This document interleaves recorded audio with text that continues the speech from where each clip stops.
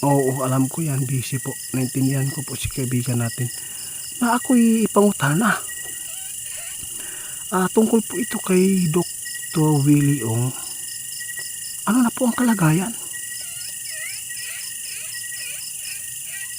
Nakita mo? Okay po siya ngayon? Sana tuloy-tuloy na po yan. Oo, salamat po. Salamat.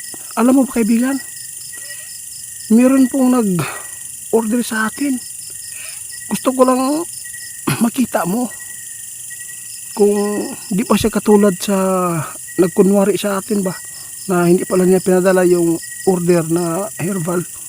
Meron po siyang binigay sa atin, pati yung ano niya, yung license, national ID, lahat po ng mga document po niya ipinapakita. Oo, salamat. Gusto lang po daw niya na mag-order para po doon sa kay Doc, para sigurado daw na makarating. O dito lang po sa ano yan, Manila. Pwede bang makita mo? Ang pangalan po niya ay si Mabel. Sige daw. Dili po siya baser? Hindi po siya masama? Sige po, sige. Mamaya tatawagan ko ha. O guys, nakita ni kaibigan na meron pong kapitbahay po ni Doc Willie o ngayon guys na nag-order sa atin guys. No? Hindi po basta-basta ito guys, mayaman din po ito.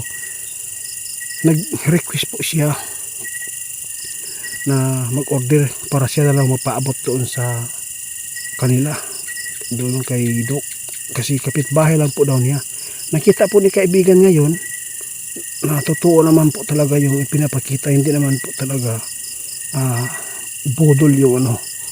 So, kaibigan, okay ka lang ba na magpapadala tayo ulit? Pero nakita mo talaga. Salamat po.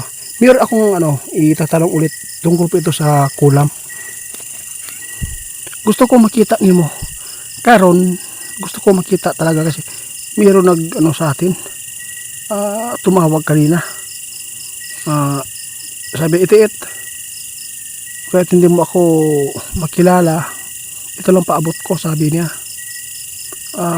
Si Dr. Willie Ong ngayon sinabayan po daw ng kulam kasi mas lalo daw na makomplikado yung karamdaman.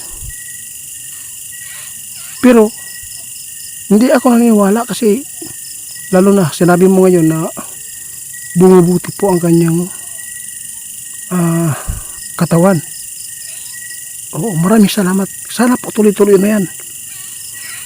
Oo, kasi sabi niya yung karamdaman po ni ngayon sinabayan po daw na kulam.